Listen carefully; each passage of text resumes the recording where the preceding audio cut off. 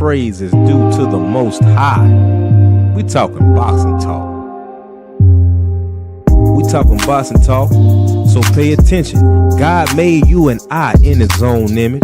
Sometimes like in boxing, life knock you down. Get up on both feet, we never accept defeat. Remove the chains off your mind and take your time. The truth teller's always on the front line. You COINTELPRO boxer fans, you're dead wrong. Spitting division and hate all day long. But I rebuke you spineless devils in the name of Jesus. And y'all know we really don't give a damn about your wicked motives, always trying to split the fam.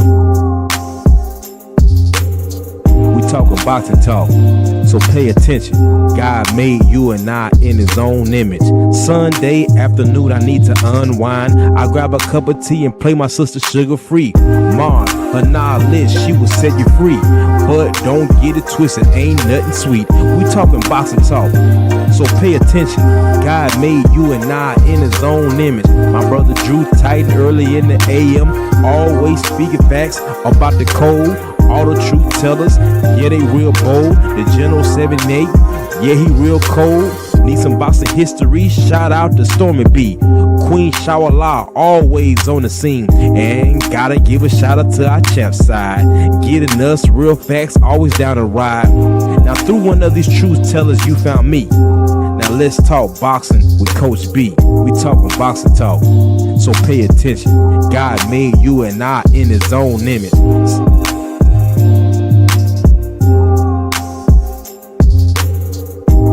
Shout out to my brothers Freedom March, Patrice X, who helped me put this whole thing together, and my sister, the great honorable Dr. Cameron Fields, helping us get our minds right. Mind, body, and soul.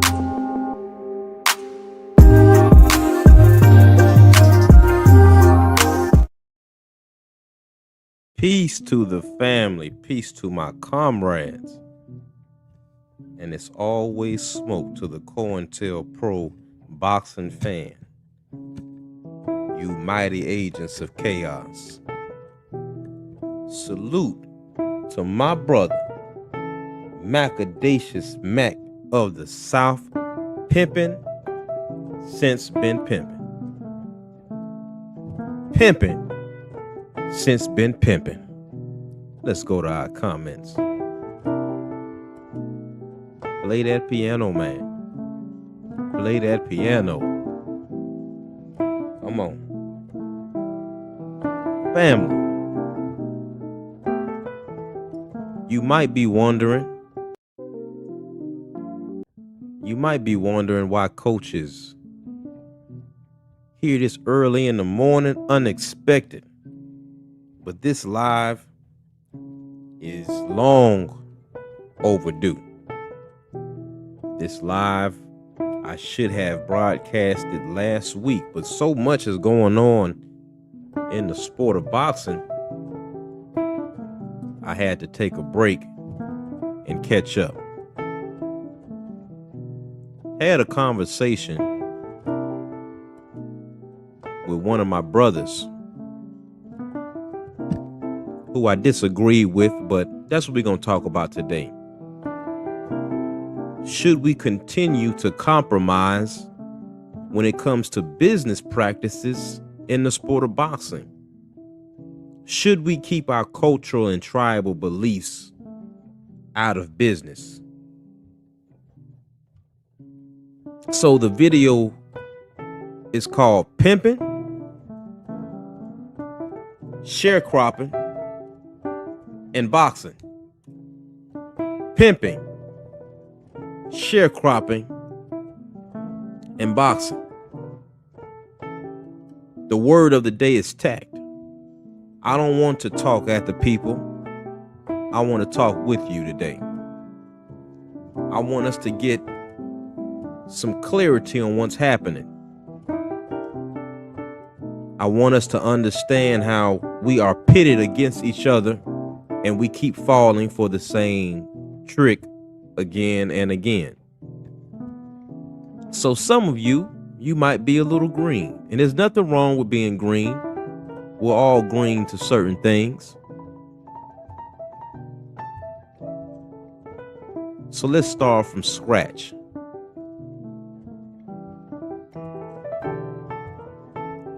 What is pimping?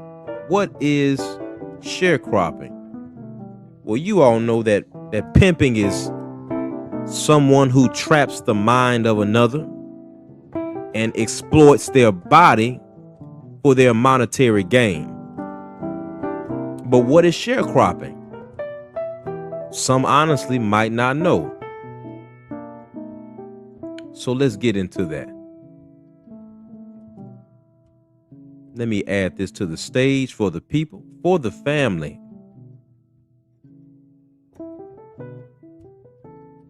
Sharecropping.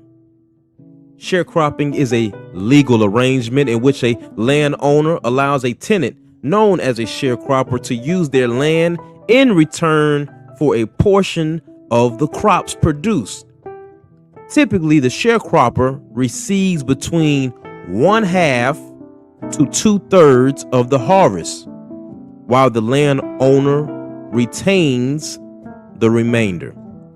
The system emerged primarily in the southern United States after the Civil War as a means for landowners to maintain a labor force. And I want everyone to focus on that word, labor. Labor force, while providing freed African Americans and poor whites with a means of subsistence.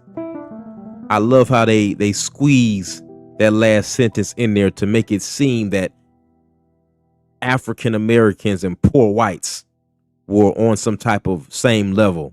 African Americans and poor whites were enjoying this sharecropping method. What they don't tell you is, during this time of sharecropping, if you did not yield enough, you were kicked off the land, and the next sharecropper was brought onto the land.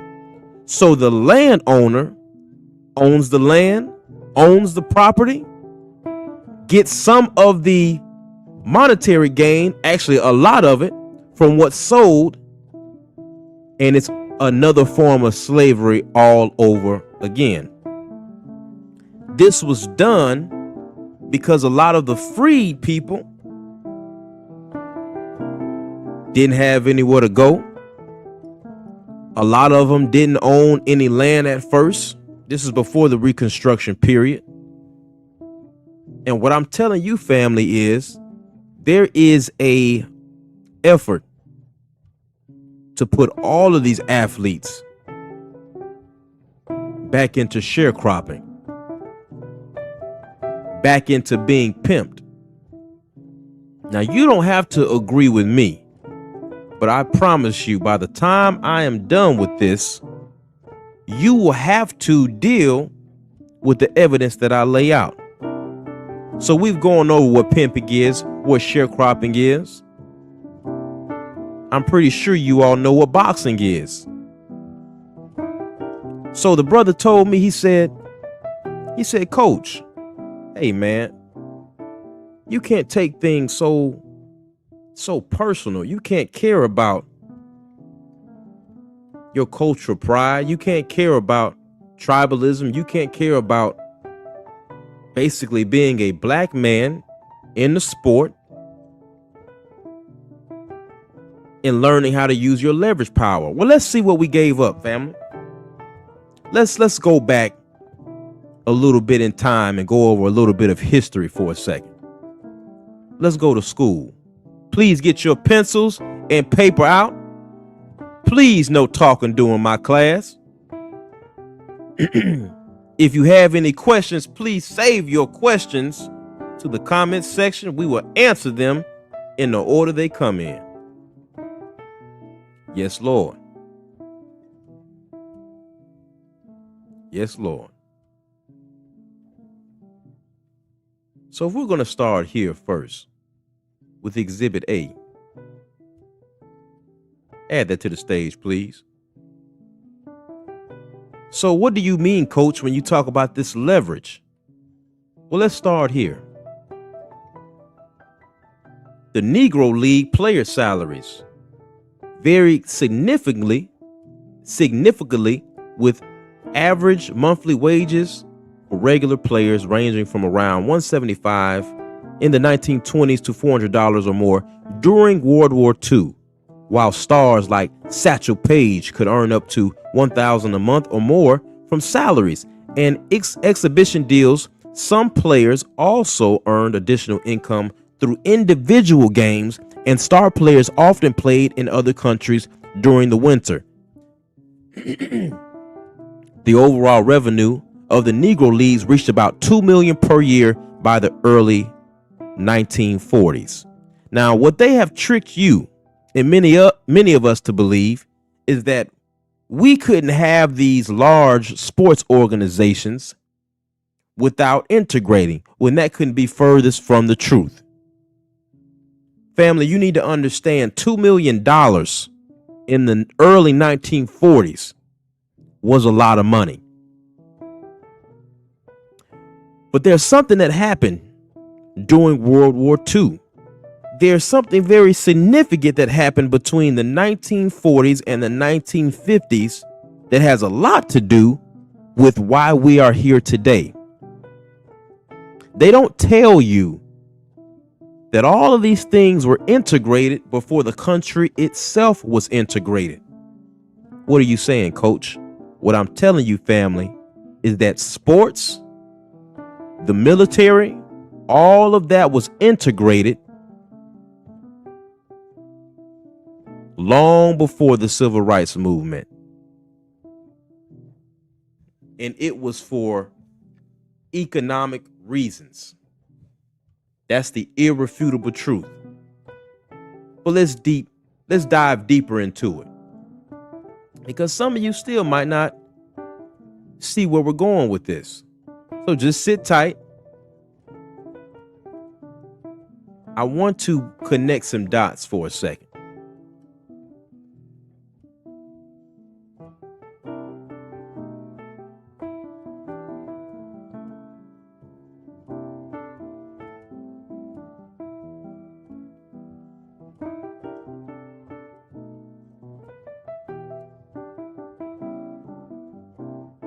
When was the MLB integrated? Does anyone know when the MLB was integrated? Well, there it is right there for you. It says that the Major League Baseball integration began, and I want you all to remember these dates, because all of this is going to add up when it's time for the tests at the end of the class. Salute to my brother, Patrice X, in the house. It says that Major League Baseball integration began on April 15th, 1947, when Jackie Robinson made his debut for the Brooklyn Dodgers. The process was gradual, and it took 12 years for all 16 MLB teams to have a black player on their roster. Can one of my wrenches please put MLB 1947 in the chat for me? One of my wrenches, please put MLB 1947 in the chat for me, because we're going to come back to that. That I can assure you.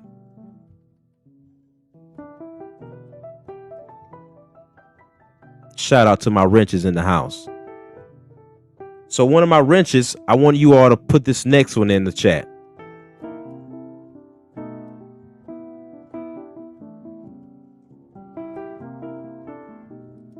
When was the NBA integrated?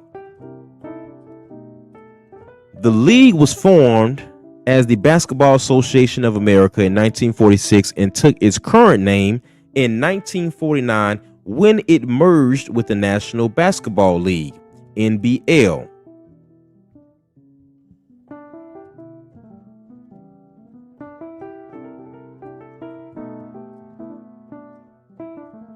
(1947, 1949). One of my wrenches, please put 1947 and 1949 in the chat for me.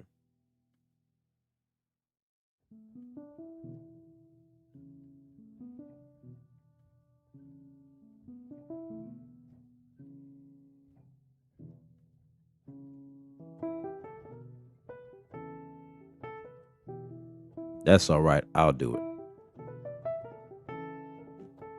Hold on, family. We're going to put 1947. Oh, you know what? So what I'm seeing, I'm sorry, y'all. Shout out to St. Louis in the mix. Thank you, family. Said, Coach, salute to you, brother and family in the chat. Smash that like button. So we have NBA 1947, MLB 1947. We have NBA 1949. Thank you, family. We're about to take them to school today. We have some professors in the chat keeping up with what we're about to do here, because we're going to paint this so plain nobody can be willfully ignorant once this is done. Because it bothers me when I hear brothers say we have to compromise again and again when you are the sauce. Add the stage, please. Now, what do we have here, family? Who are these guys? It says most people have heard of the Negro Leagues in baseball and of Jackie Robinson breaking the color barrier in the late 1940s, but relatively few people have heard of the Black Fives, the African-American basketball teams that played up until the NBA was integrated in 1950. Please, one of the professors put 1950 in the chat for me. An exhibit at the New York Historical Society aims to rectify that. When basketball was invented in 1891, it was a totally white game. In 1904, Edwin Bancroft Henderson, a black Washington, D.C. gym teacher, took a summer course at Harvard and brought the game back to black segregated schools. From there, it went to YMCAs and eventually to black teams with names like Washington Bears and the New York Renaissance. Oh, here we go, family. Here we go. I want you to make sure you go ahead and stretch, because we're about to run a few miles. Please. We got Black Fives 1950. Salute Eric Bromley in the house. Says the sauce is what they don't know. They can't find what they try to imitate to perpetrate. Now, family, the professors have put something in the chat that you all should be following. These are the dates we have right now. We have MLB 1947. We have NBA 1949. We have the Black Fives are ended in 1950. Oh, stretch it out, family. Stretch it out. It don't get no better than this teaching we're about to give you today. It don't get no better than the teaching I'm about to give you right now. Now, hold on to those dates, family. Just hold on. Be patient. Hold on to those dates, because it gets deeper. It gets deeper than that. And some people aren't going to like this truth, but it's going to be okay. Just sit tight. I promise you it's not going to hurt. Let's add this one to the stage. What we got here, Coach? Well, let's read it. Let's read it. Let's National Football League. Let's go down here a little bit. It says that league membership gradually stabilized through the 1920s and 1930s as the league adopted progressively more formal organization. The first official championship game was held in 1933. The NFL stopped signing black players in 1927. Somebody please put 1927 in the chat. But reintegrated in 1946. Then somebody please put NFL 1946 in the chat. Following World War II, other changes followed after the war. That's all we got to read on the NFL. We can go ahead and close that one as well. Oh man, they not gonna like this, family. They not gonna like this that we teaching today. They not gonna like this. St. Louis in the mix. Thank you, Professor. He put NFL stopped signing black players in 1947. And I need somebody in the chat to put 1946 NFL starts signing black players again. Thank you, my brother Patrice X in the house. Let's keep teaching. Oh, they not. Oh, family. See, sometimes they should just leave coach alone.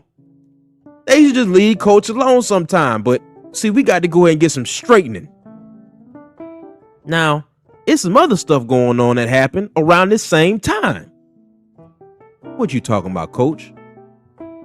What you talking about, coach? Eric Bromley says, interesting. NFL closed to black Americans at the same time that they need to go fight for the country. The professors are in the chat teaching. The professors are in the chat teaching. Can you all see that? Let me make sure you all can see that. Yes, sir. All right.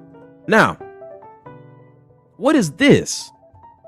I put something to Google. I said, when did the color barrier in R&B become popular? It says that, now this is the what I want you all to focus on. It says a new category in 1949, Billboard magazine replaced its Harlem Hit Parade chart with rhythm and blues. Somebody please put 1949 rhythm and blues in the chat. 1949 rhythm and blues. It don't get no better than this. Don't you love history? Don't you love history? Because it tells you exactly what was going on. Now hold on before we keep going, because I know people trying to figure out, wait a second. The people with any critical thinking skills are looking in the chat and they're saying, wait a second. Something is going on. Thank you, Patrice X. Look at that. The professors are doing some teaching of their own. Patrice X says, the United Golf Association, UGA, Black Golf League formed 1925, PGA integrated 1961. So what's going on with these dates, family? We have 1946, 1947, 1949, 1950, literally back to back, everything's being integrated. The NFL had stopped signing black players in 1927, and then they reintegrated black players again. Family, this is long before the civil rights the false civil rights that they teach you about in school. They teach you about the passive movements and the bus boycotts in Montgomery. But this is almost 20 years before that. 15 years before that.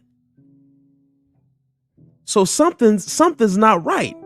Something's going on. Now, this is the question you need to ask yourselves, family. For my brother who posed this question on my brother 78's channel, who said basically, should we put our black stuff to the side when trying to do business in these leagues? Well,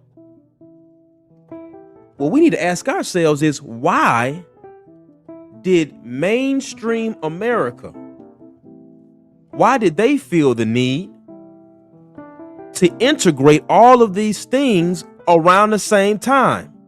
Now, I just told you all, salute my brother Freedom's March in the house. Patrice X says the pattern is clear. There was a plot behind the scenes, all happened around the same time. You have the Black Negro Leagues making $2 million a year, one of the highest grossing black organizations in the country at that time. You have white women going to the government upset because now their black maids, their black wash ladies, their nannies are no longer coming to the house. Salute my brother Drew Titan in the house. Now, I need all of us to think for a second. Jack Johnson goes on his reign of terror in the sport of boxing. Before this happens, there is white supremacy being taught all over the nation of this supreme white man that reigns and is better than anybody and everybody. Now, in the 1920s, when they first started integrating the NFL, they saw that these black players were going to be an issue. And then on top of that, now we're going into a war. We speed up and they start disbanding all of our black leagues. The Black Five in basketball. For those who are coming in late, The professors in the chat have dropped some dates that you all need to keep up with. We're at 1946, 1947, 1949, and 1950. Coach, what are you talking about? What I'm telling you is, family, is all of our big business organizations in sports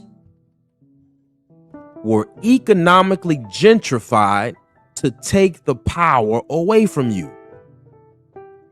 Now, Eric Bromley says, let me go up, I'm sorry. St. Louis Mix says, our people need to realize them people have these conversations about us when we're not around.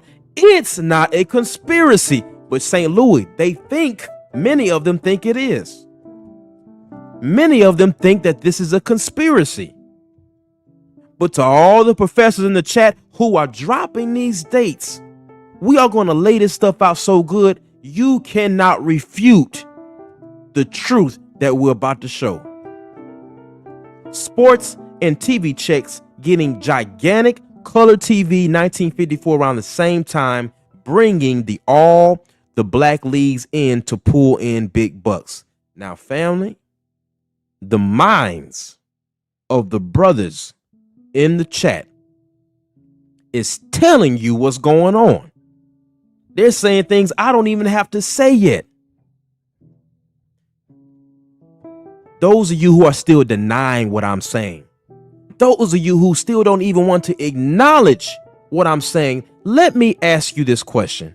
I want you to imagine there is no integrated leagues.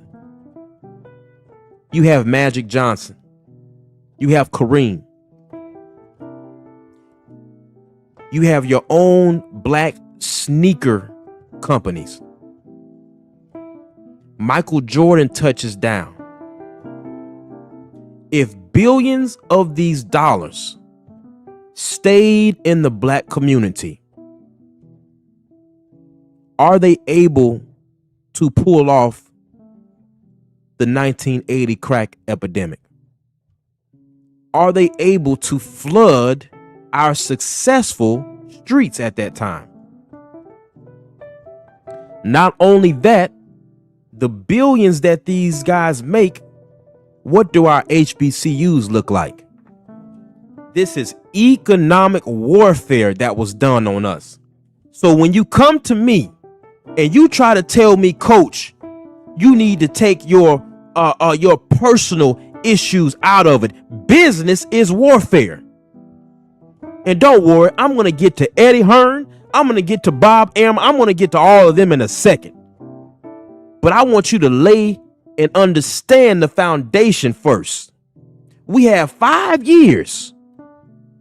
It only took 5 years for all of these leagues to be basically disbanded and through with. Let's share some more evidence that I know the professors in the chat are going to pick up on. Not just that, family, you also have to keep in mind around this same time, the highest selling genres of music, guess what, are coming from our communities as well. I'll let you all think on that for a second.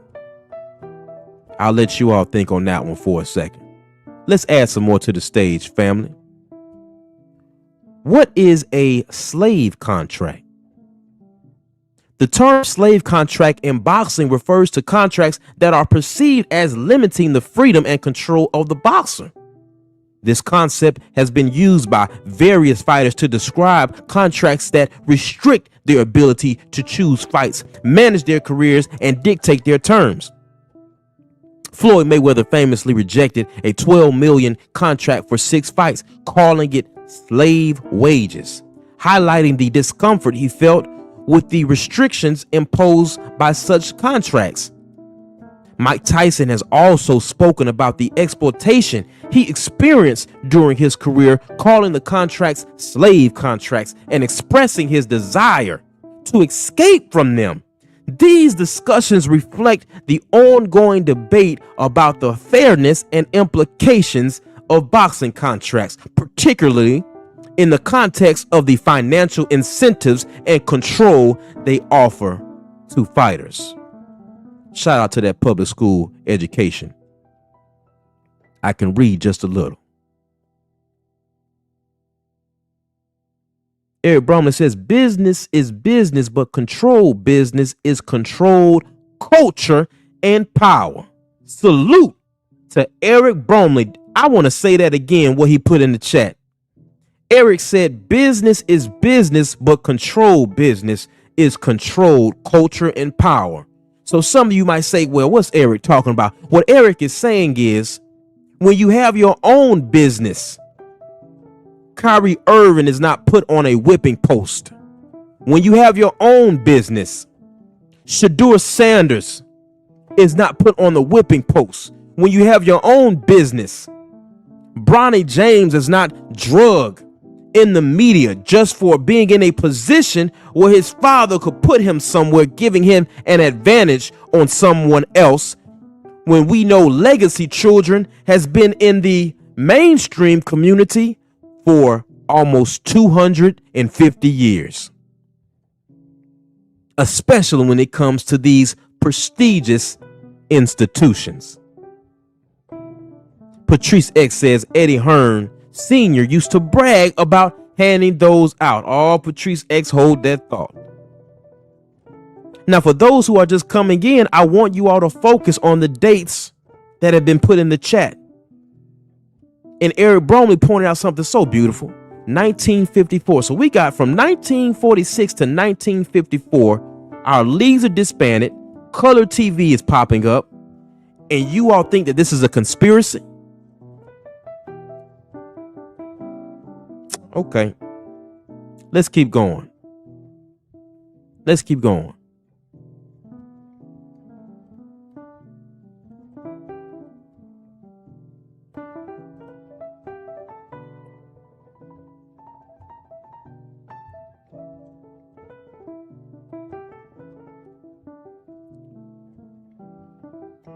Somebody put in the chat UNIA. UNIA. Let's add that to the stage. Now check this out, family. What was the UNIA? The Universal Negro Improvement Association. UNIA was funded by Marcus Garvey in 1914 and aimed to promote African pride and economic self-sufficiency. At its height, the UNIA claimed 4 million members. This is in 1914, y'all. 4 million black men and women from New York all the way to the Caribbean. Established numerous businesses, including the Black Star Line and the Negro Factors Corporation. The organization was influential in the early 1920s, but declined after Garvey's deportation in 1927. The UNIA's financial ventures, such as the Black Star Line, were aimed at promoting trade and economic independence among people of African descent. 1927, Marcus Garvey is deported. Somebody please put in the chat 1927. Oh man, it's about to get now family, listen. If your heart is soft, if you're scared, you might want to head on out. Thank you, Patrice X. Salute. Don Vaughn is in the house. Now, family, wait a second. Thank you, St. Louis. Marcus Garvey is deported 1927. Now, watch this. What else happened around 1927? Who came on the scene in the black community when Marcus Garvey is deported? Now, this is about to get deep, family. So for those of you who talk about compromising your spine as a man when it comes to business, let me show you what you're going to have to deal with. No, brother, not even. Elijah Muhammad was not on the level that we know him as in 1927. The large organization that came onto the scene around that time was the NAACP, funded by non-black people, and their message was not economic independence. Their message was not the African do for the African. Their message was not let's have our own ships, fish markets, fruit stands, all up and down the East Coast. Their message was not let's have a trade. Their message was we need to integrate. We need to, what do they call it? This melting pot, this rainbow coalition. We all need to work on being together. Now, family. And if you get scared, it's okay if you need to leave. Guess what? The same people who funded the NAACP were friends with the same people who made sure all of our leagues were integrated by 1946. Let me repeat what I just said for those of you that might have went over your head. The group that funded the NAACP are the same economic coalition that made sure all of our leagues were integrated by 1946. Now, the next time a brother asks me, should we compromise culturally to do business with others? You need to understand that you don't even have the leveraging power to dump your cultural identity when doing business. That does not mean you can't do business with non-black people, but what it means is when you have something for yourself, you need to be very concerned when someone comes to you acting like they want to be an ally and then try to ignore what they're getting out the deal. Family, do you all know that if BET was sold properly, that Bob Johnson and his family would still have control over BET and would be billionaires? Would be richer billionaires than they are. Johnson and Johnson sold. Jet sold. Now it's about to get deep. It's okay, family. If you're scared, it's all right if you leave the chat. Don't worry. It's Coach talking. We're just talking history. Let's keep going. Let's keep going. Don't get scared now, family. Don't leave on me now. Now it's time to watch a few clips for a second. Let's start with this one here. Oh yeah. Oh yeah, here we go. Let's add that one to the stage. Now, I don't know if you all have seen this series, but this is basically, hold on, family, let me pull it back up. There it is. This is a series, and this actor is acting as Magic Johnson and the meeting he had with Jerry Buss. And I want you all to just listen how this goes down. Let me turn my DJ, turn the music down for me a little bit, because I need the family to hear this. For either. How are you, son? This is a draft, not free agency. Choice is ours. He goes where he's told. Or I go back to school, turn pro next year for a different team. I'm thinking 600,000.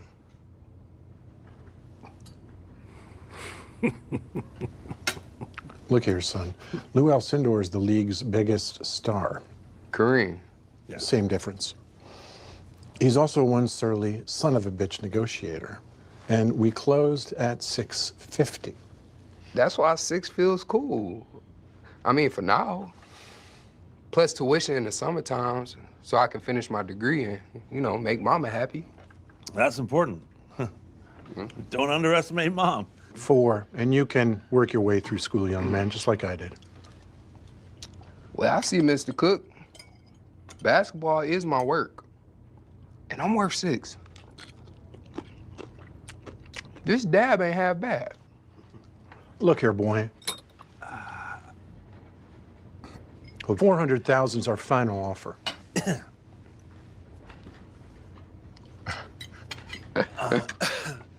Mr. Cook, do what you want with your money. Hey, Pop, let's go see some movie stars. All right, boys.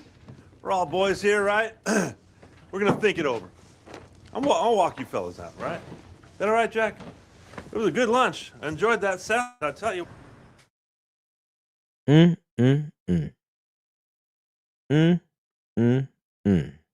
What y'all think about that, family? And let me ask you all this. Who does that remind you of?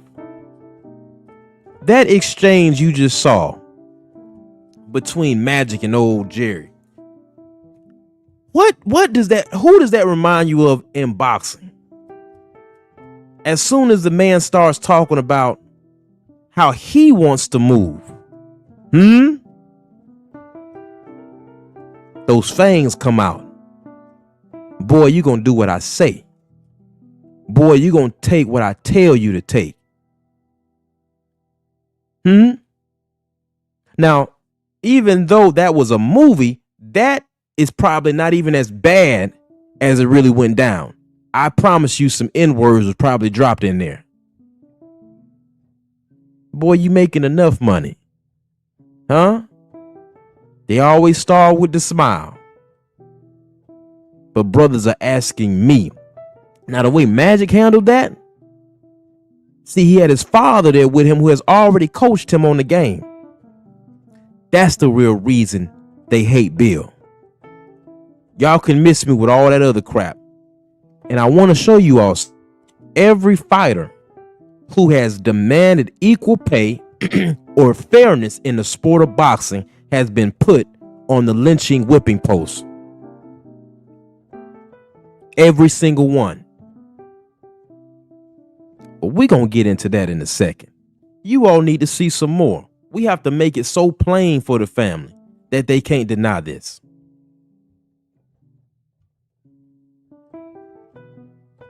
No, we're not going to show that one yet.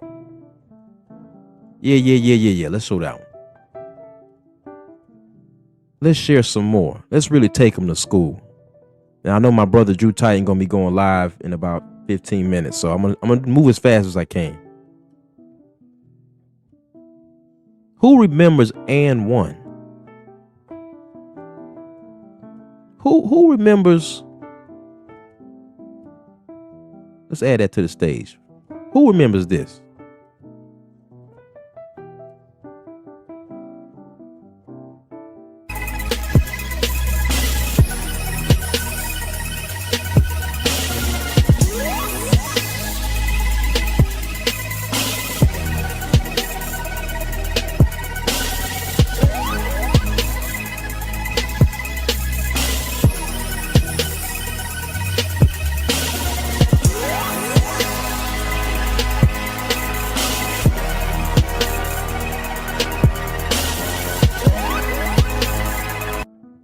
The sauce and the seasoning. The sauce and the seasoning. Salute Shaquilla Fields in the house. Family, do you all know how much and 1 has been sold for twice? Do you all know how much and 1 was worth? Who remembers the and 1 mixtapes? Who remembers the and 1 tours? And I don't even have to go deep into this.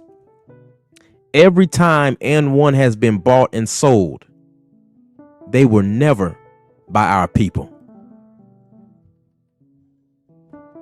But you have brothers telling me that we shouldn't culturally gatekeep anything. So now there are families and generations of families who are eating off of your energy and your frequency. Something that we created. Something that we created in the streets. But you have brothers thinking, nah, man, we don't need to coach. Man, come on, coach. Hey, man, you can't be, come on, coach. Nah, man. Family, everybody else moves culturally correct. Example, you cannot set up a soul food place in Chinatown. Let me tell you again, your black ass cannot set up a soul food restaurant in Chinatown because they are culturally on code. They will let you do some things, but you're not doing that. When the Arabs get these loans, when the Indians get these loans for the gas stations and the hookah shops, they're not giving you their plug because they're culturally moving right. Professors, keep up, professors, because it's about to get real. Now let's take it straight to boxing. And one would have been worth billions if we would have just owned it. And there's nothing that they did that we could not have done ourselves, family. That's what I'm saying. Let's move on. I'm working on my tact. The word of the day is tact.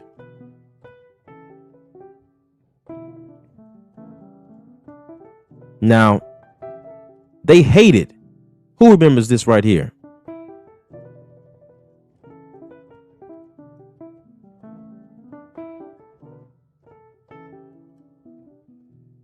If I didn't fight, Larry, stop being ignorant. If I didn't fight and defend my mandatory with the WBC, they would have stripped me. And I don't care what you say or anybody else say. This is my life. It's my prerogative. You do your job, I do mine. You think anybody wants to see this kind of fight again? Well, it don't matter if they want to see it again. Well, how do you get paid if nobody wants to see it? Well, I'll tell you what. I'm not leaving out here without a check tonight. So let me tell you something. Yeah. Well, I mean, I don't know what kind of degree you got, but I got paid tonight. But I can assure you it won't happen again. Well, I'll tell you what, Larry, unless you got power. Family. Did you hear how Larry Merchant spoke to B-Hop? He said, and you won't get paid again for doing this. The coding in Larry Merchant was, yeah, ninja, you won't get paid doing this again. I can promise you that. Now, this is a commentator. This is a man that ain't ever laced up no gloves. This is an old, bigoted cracker who feels that he is privileged enough to talk to B-Hop like that. And B-Hop just standing up for himself. They drug B-Hop for that. Called him a thug. Called him disrespectful. And how many times have we heard this? He needs to be humble. How many times have we heard he needs to be humble? But look at this, family. They love this. When B-Hop did this, they loved it.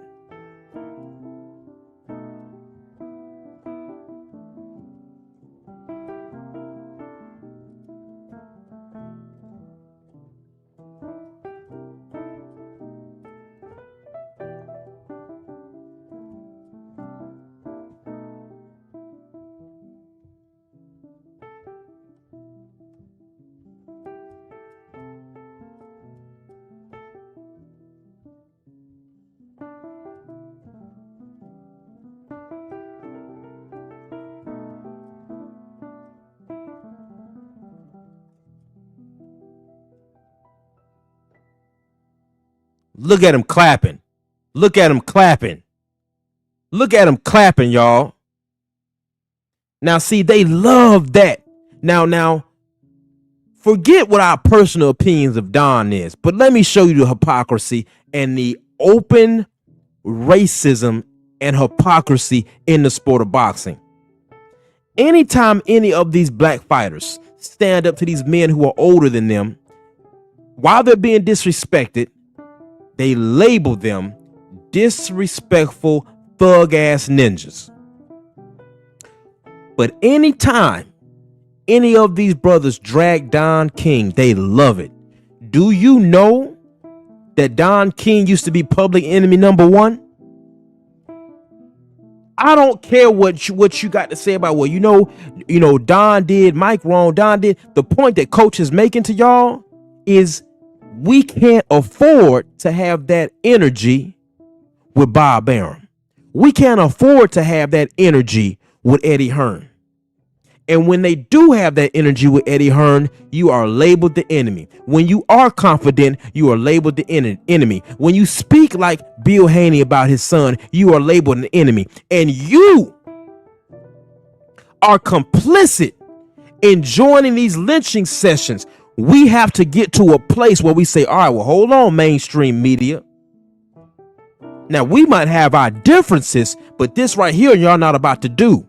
Now, I warned y'all and told you they were going to use this Layla Ali, Clarissa Shields thing to take Clarissa down. Just last night, the things I saw by white folks saying about Clarissa, I said, see, I knew this was coming. Now Clarissa's ghetto. Now Clarissa is someone who needs to be humbled. Somebody we need to take money from. Forget what she's done for this country and represented them. That don't matter anymore. When you get too confident, they have to make a lesson out of you, like they're doing Deion Sanders right now. But if we still had our own league, they wouldn't be able to do it. But brothers want to come to me and say, man, coach, well, you know, we need to just culturally just take it. Culturally, man, we just need to take it. We don't need to have no spine. That's what they say to me. They say, coach, man, we don't need to. Hey, man, it's all good, coach. I got some more for you, family. Let's really get into it. Let me close some of these other windows.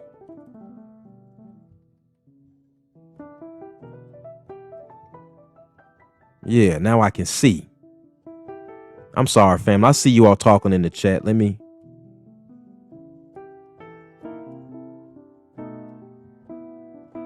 Eric says Larry Merchant is insane. I didn't know he had other moments other than the Floyd one. Oh yeah, brother. Old Larry got a lot of them. Don Vaughn said, I take that back.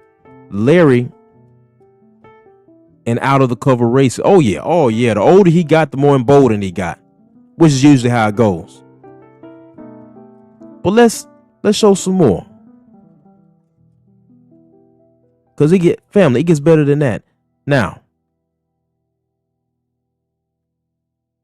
watch this. Y'all gonna love this. Who remembers this? Add that to the stage for me. Add it to the stage for me. There we go. Man, now who remembers this one? My last question. Devin is the only unified champion sitting on the stage. He unified the 140-pound division. And maybe, just maybe, the reason he didn't fight more top welterweights is because you guys were hiding him because you wouldn't want to put him in with Derek. Hey, Kenny, I want to bring in the trainers before we. Now, Bob was loving that moment. See, Bob was loving that moment. He had Terrence Bud Crawford sitting right there, and he can look at PBC and say, hey, man, look what I got. Look at this chess piece I got. and ain't nothing y'all can do to take him from me. Because when it's a brother going against a brother, man, Bob would really double down on that trash talk. My guy gonna kill your guy, right? Now, many of you around that time, because people like to change history, try to defend Bob, hate on the PBC. Really, you were just hating on Al Heyman. It wasn't even PBC. You had a self-hate against Al Heyman. But when this happened, you all had nothing to say. I got to get faster at this.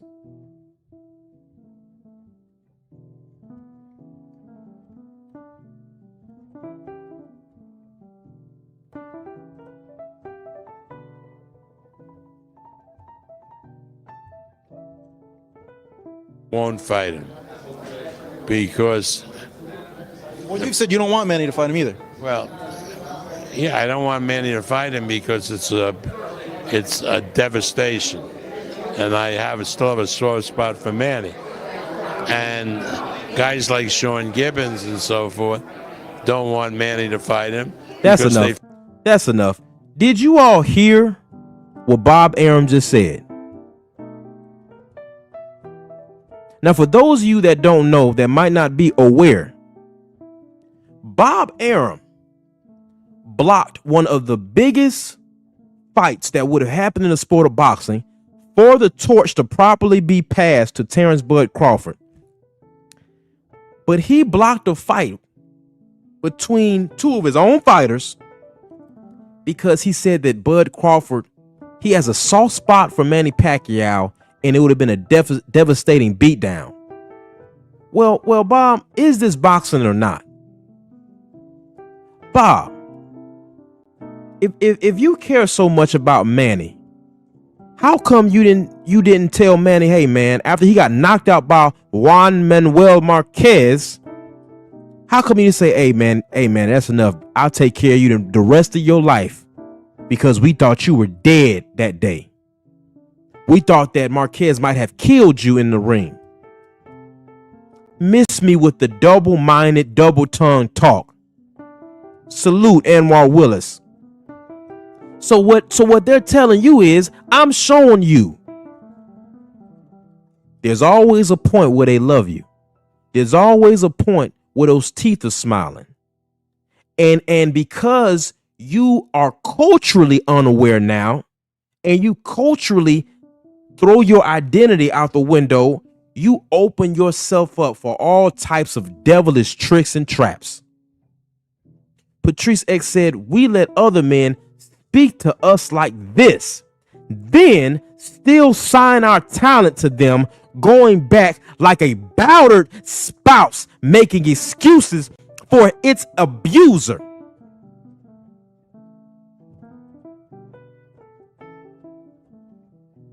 It is a syndrome.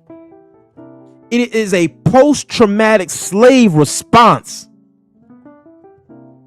So when you come to coach, don't ask coach or tell coach, I need to culturally throw away my identity. Let me tell you something. I've done business and been on my own for a long time now. Worked for myself for a while. And what I can tell you is fast money ain't ever been good. Fast money ain't ever been good. See, y'all will go out your way to drag Don King. You'll go out your way to drag Jay Prince. But y'all ain't got no smoke. But let me tell you why these young brothers coming up are a threat with these fathers in their corner. Salute Queen Tay, I see you.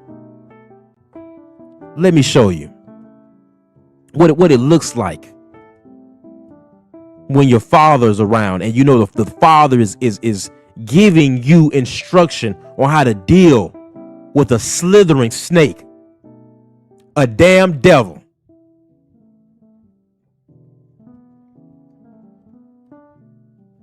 Professor, stay alert. Professor, stay alert.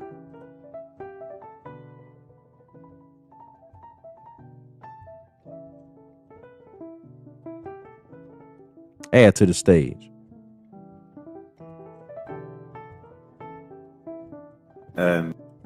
Why was I in that say that Matchroom stops you from going to the hospital. I was like, what? So you can try and sue me with your little law? Not at all. Don't worry about that. I think you're talking about the wrong guy. Say it. Say it. These are the levels. You talk shit. These are the levels. You know. We stopped you from going because your toenail was falling off. These people heard it all now.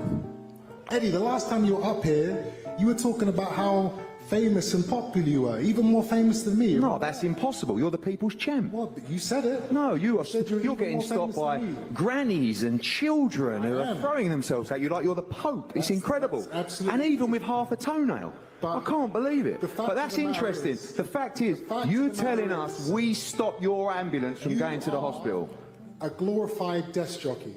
Desk jockey? That's what you are. Okay, that's interesting.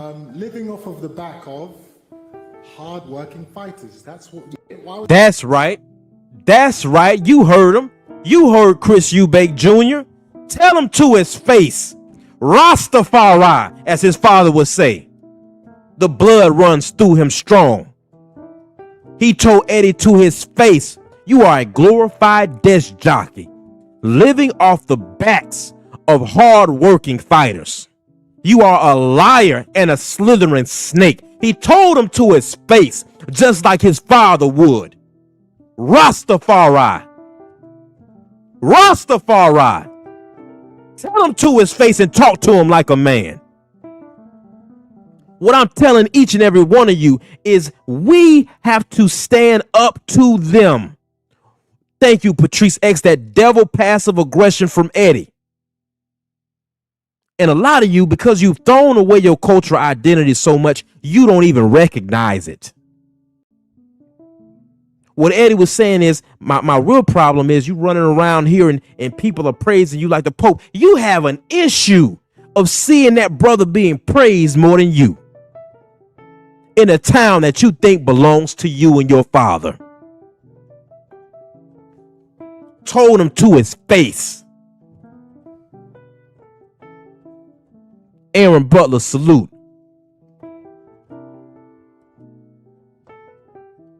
See, Don Vaughn said that Don King made Tyson around $500 million. It was his emotions that ruined him financially and the company he kept around him.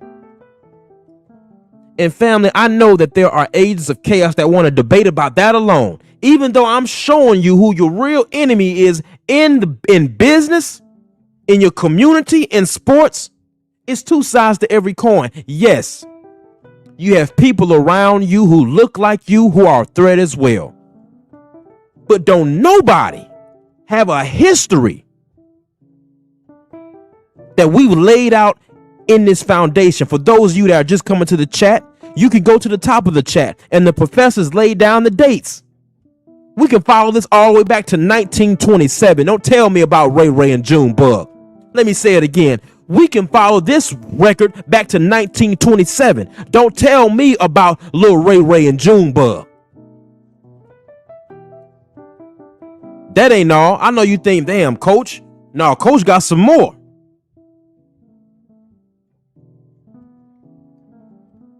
I'm about to wrap it up.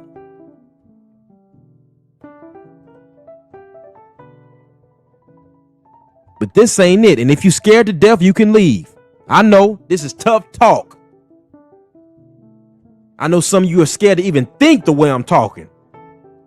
But all you got to do is look at the evidence and you can think in silence.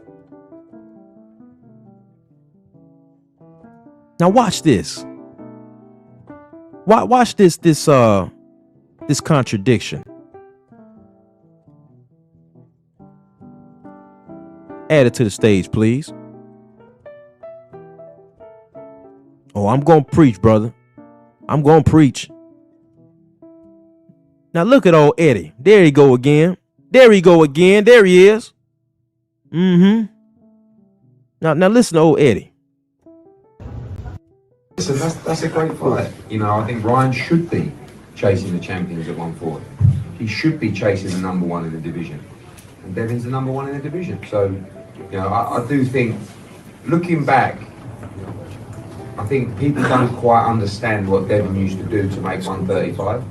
Like when I used to work with him before he had to go over the other side and rob the bank. He was done at 135, and he went on to have 3 more fights at 135. 2 of them was travelling to the other side of the world to make weight, which I think is an incredible achievement. And he's right. There is no way he could have fulfilled the potential he had as a fighter at 135. And I think for years and years, like we chased the Ryan Garcia fight, no one wanted to fight Devin Haney. And everyone used the excuse. When you've got a really good fighter, everyone uses the excuse. Oh, they just don't sell. It's not a big enough fight. No one knows who. Listen, that's a great. Now, don't that sound so sweet?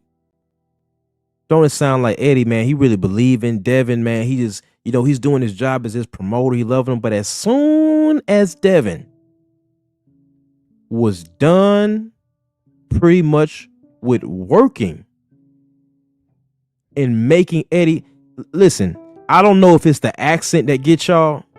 He is microaggressive at every press conference. And it's like you all do not understand. There are some of you who are so, your pineal gland is so calcified that you don't even hear what he's saying. What he just told you is he had a problem with him going to go do other business to make some money. Just like in front of Boots, when he told Boots, well, hey man, you're making more money than every boxer in the league right now because you finished Lima so fast. He is being passive aggressive right in front of your faces, being disrespectful in what he's saying, but people are still acting like, oh man, come on, coach, we don't have to be culturally aware when we're doing business. When business is warfare, you don't. When business is warfare, you don't need to be culturally aware of what the hell is going on. When we have a track record that me and the professors in the chat have taken all the way back to 1927.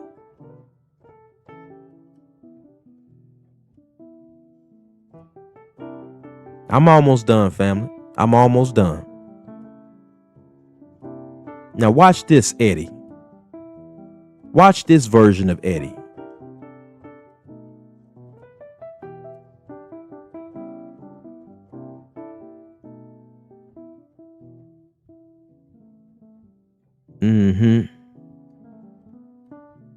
Eddie Hearn slams arrogant Devin Haney. Now let me see if you all remember this. Let me refresh your memory.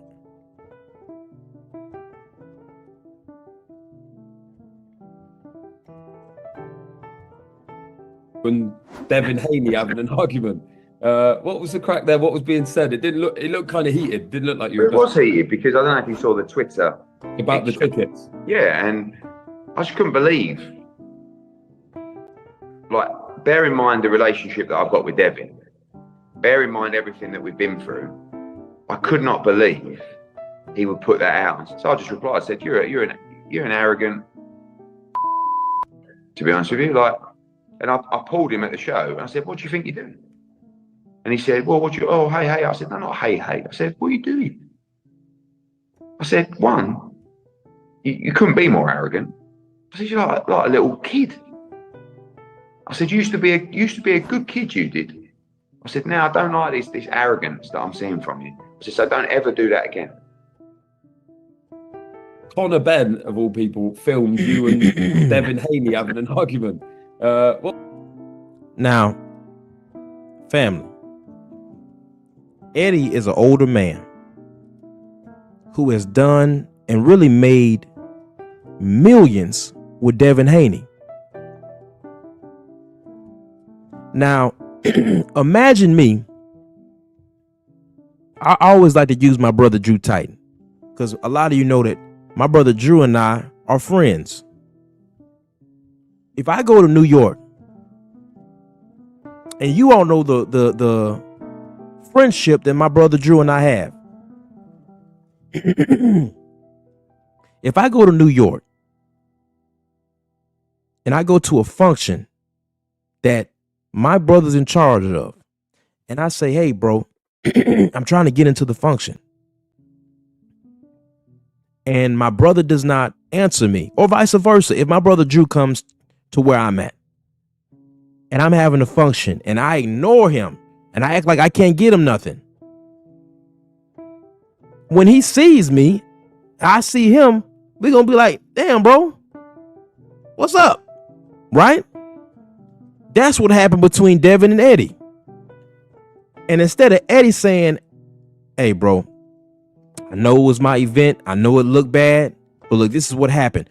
Devin was just asking for some tickets to an event that Eddie could have had got him some damn tickets. This is not anything that most fighters do not ask for. Salute Trill Will, LWC or Nothing is in the house. Salute Eric Jordan in the house. But Eddie showed who he is and how he really felt. Now, this is the last thing I'm going to show. I got two more things I'm going to show. If anybody wants to call in, you can. I put the link in the chat.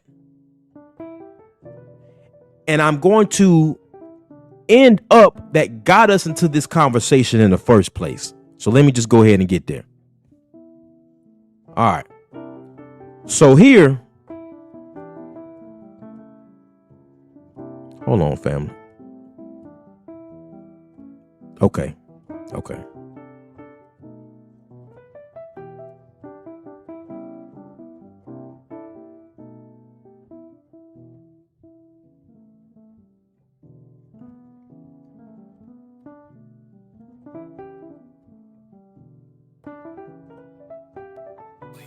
Is it Zayas in New York, or is it Virgin?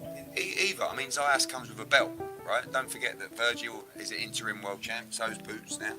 So, you know, I want him to win world titles, become unified, but really, you know, I'm important in this equation. This is the boss. So he will make the decisions. I don't think he really minds, but, you know, he's the guy that you should be asking, who do you prefer, Zayas, Ortiz, Fundora, Mertzelayev? It don't matter. I'm on tour right now. Just bring me whoever you want.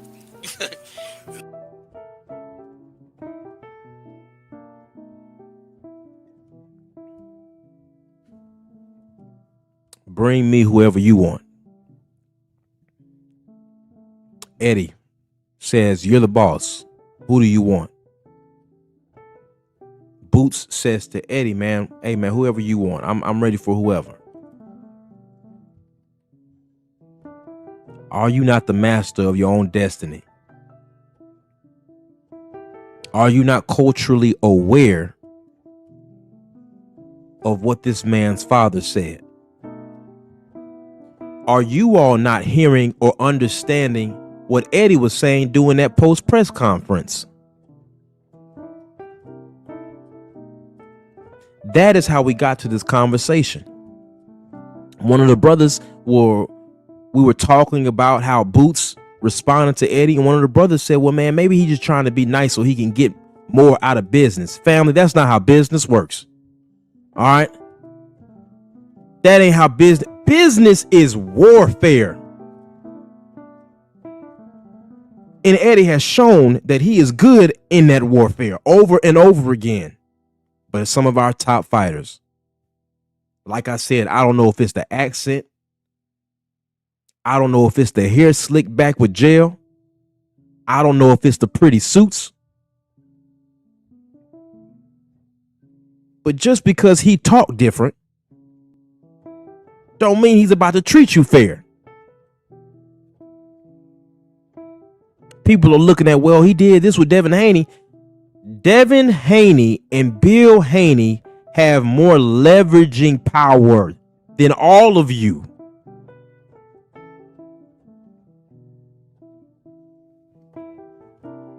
So in conclusion, when people ask me and they say, well, coach, should we be culturally aware when doing business?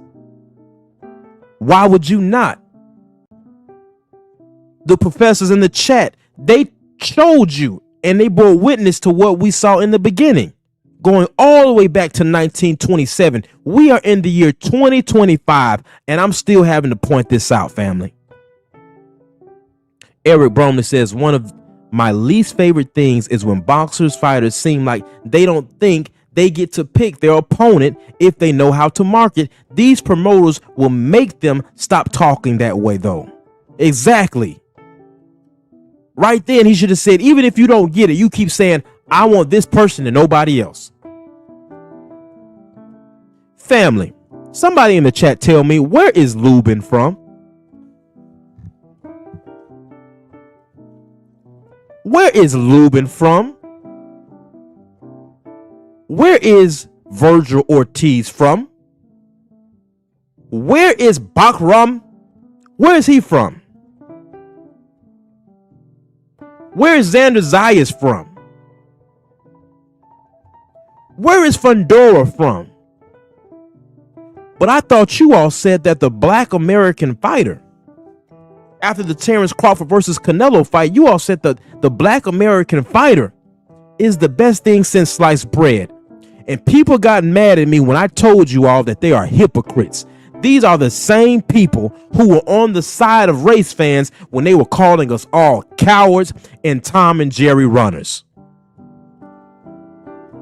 So if that's the case, why are you all not trying to get boots in with another black American fighter? Because you all are hypocrites and liars. You are slithering devils. And every time we are not culturally aware when doing business, this is what happens. Every single Devin Haney and Bill Haney are a target because they didn't go the old way. Devin Haney and Bill Haney didn't go through the Olympics, didn't sign with a major promoter. They did it their way, and that is a threat. Clarissa Shields demanded that women be paid higher and get fair sponsorship if they represent the country in the Olympics. Floyd Mayweather demanded fair Olympic urine and blood testing. Do you all not realize? Do you all not see that all of these people who try to get a fair, even playing field for us become enemies in the media, and we are complicit in helping the lynching? Don Vaughn said Shokun started at Tom and Jerry certified bow tie dancer. And then let me also say this to some of you media people. I'm not asking you to be Asada Shakur. I'm not asking you to be El Haj Malik Shabazz. I'm not asking you to be a Black Panther. I'm asking you to be men and women who would give some of these people the same energy that we would get if we disrespected them. When these guys, no matter what color they are, when they go out of their ways to propagate this Tom and Jerry yellow cancerous narrative, why, when you all have events, you all smile and cheese and take pictures with them? That lets me know that you're not really standing on the shit that you say on YouTube. The word of the day is tact, and I said I wasn't going to go there. Hold on, family. Let me put my charger on. Give me 10 more minutes, and then I'm done.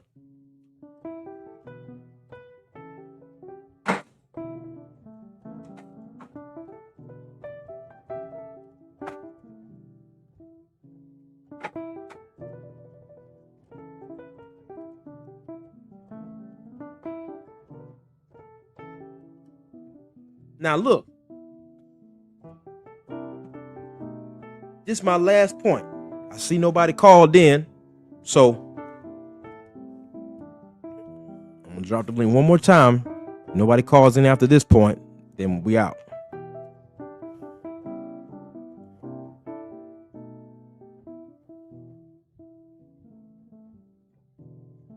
Now, let me ask you all this question. Dana White. Let's talk about this for a second.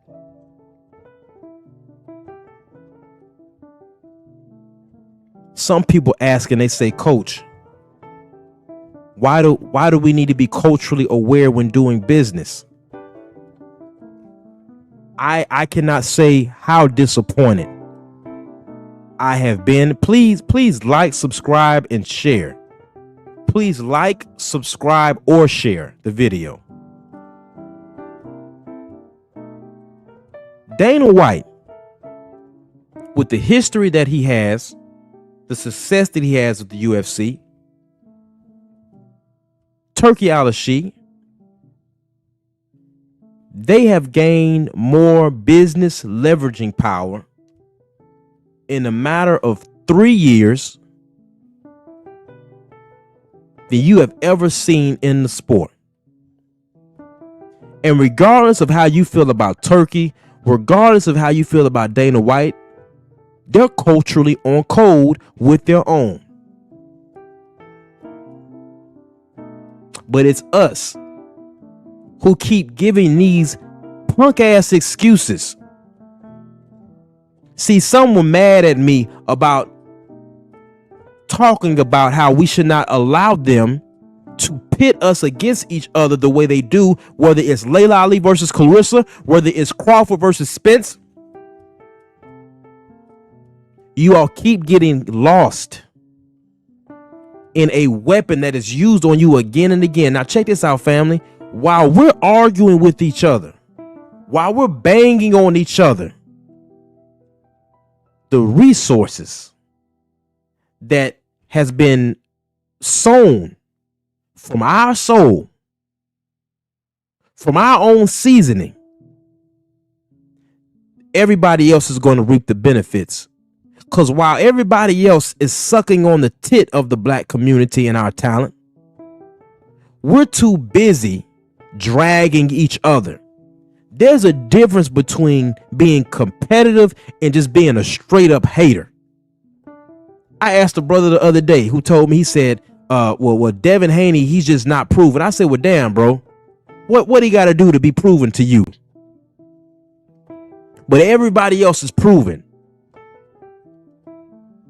Canelo's proven. I never seen some of these same guys in the chat saying, well, Ryan Garcia ain't proven. Man just got his ass whooped by Rolly. Hypocrites.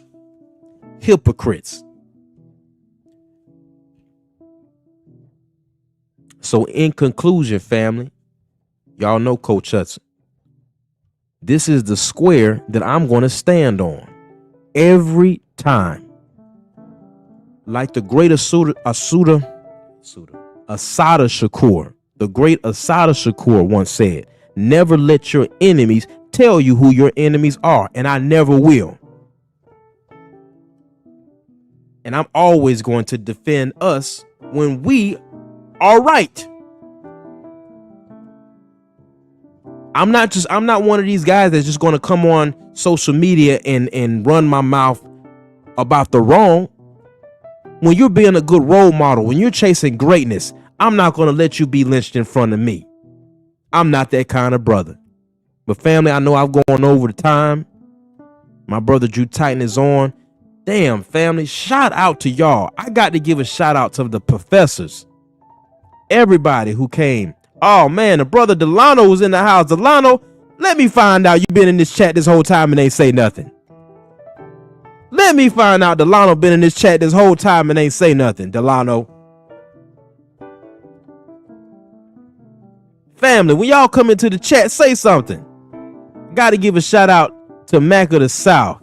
Got to give a shout. Oh, man, my brother, I Am Trill Will. Patrice X, one of the professors. St. Louis in the mix, one of the professors. For those of you that came late, these brothers who were professors, my brother Eric Bromley, they were actually putting the dates. We went all the way back to 1927, sped up to 1946, 47, 49, 50, right? Backing up the evidence on why we need to be culturally aware when doing business. All right. So family, I know my brother Drew Titan is on. Shout out to all of you that came through, family. We cooked today. I was supposed to drop this 2 weeks ago, but shout out to you all. All right.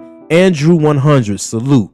Peace to the family. Peace to my comrades. And it's always smoke to the COINTELPRO boxing fans. And in the words of Chris, in the words of Eubank Sr., look that devil in the face and tell him how it is straight up.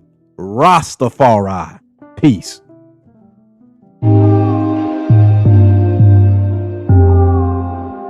All praise is due to the Most High. We talking boxing talk. We talking boxing talk, so pay attention. God made you and I in his own image. Sometimes like in boxing, life knock you down. Get up on both feet, we never accept defeat. Remove the chains off your mind and take your time. The truth teller's always on the front line. You COINTELPRO boxer fans, you're dead wrong. Spitting division and hate all day long. But I rebuke you spineless devils in the name of Jesus. And y'all know we really don't give a damn about your wicked motives, always trying to split the fam. We talking boxing talk, so pay attention. God made you and I in his own image. Sunday afternoon, I need to unwind. I grab a cup of tea and play my sister sugar free. Mom, her knowledge, she will set you free. But don't get it twisted, ain't nothing sweet. We talking boxing talk, so pay attention. God made you and I in his own image. My brother Drew Titan early in the AM, always speaking facts about the code. All the truth tellers, yeah, they real bold. The General 78, yeah, he real cold. Need some boxing history, shout out to Stormy B. Queen Shawala, always on the scene. And gotta give a shout out to our champ side. Getting us real facts, always down to ride. Now through one of these truth tellers, you found me. Now let's talk boxing with Coach B. We talking boxing talk, so pay attention. God made you and I in his own image.